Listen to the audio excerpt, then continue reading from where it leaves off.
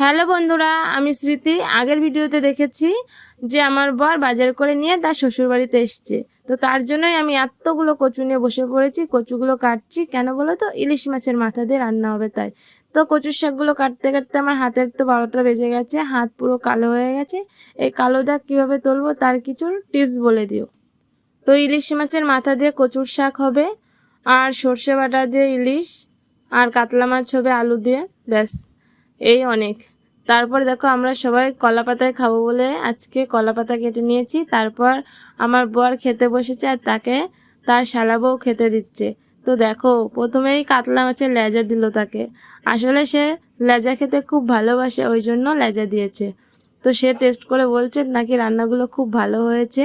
তো তোমাদের কি মনে হচ্ছে, তরকারিগুলো দেখে ভালো হয়েছে না খারাপ হয়েছে? অবশ্যই কিন্তু কমেন্টে জানাবে।